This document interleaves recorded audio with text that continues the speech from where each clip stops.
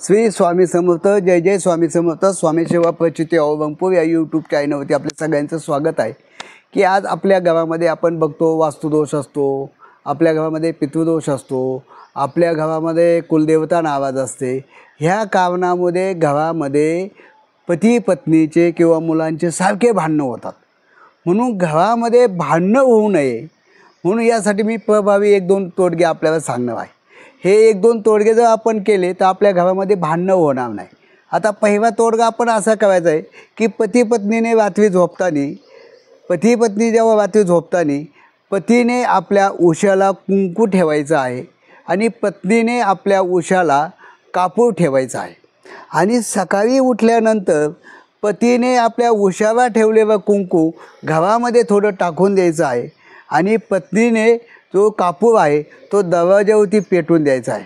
असं जर त्या पती पत्नीने जर केलं तर घरातील भांडणं मुळात सगळं निघून जातात. गावामध्ये भांडणं होत नाही. आणि त्याबद्दल जर अजूनही गावामध्ये जर भांडणं होत असेल तर पती पत्नीने झोपताना उशाला एक तांब्या ठेवायचा आहे. दोघांच्या उशाला 2 तांबे ठेवायचे आहे. आणि तांबे ठेवल्यानंतर पत्नीचा जो तांब्या आहे त्यामध्ये कुंकू टाकायचा आहे आणि पतीच्या उशावर जो तांब्या आहे त्याच्यामध्ये हळद टाकायचं आहे.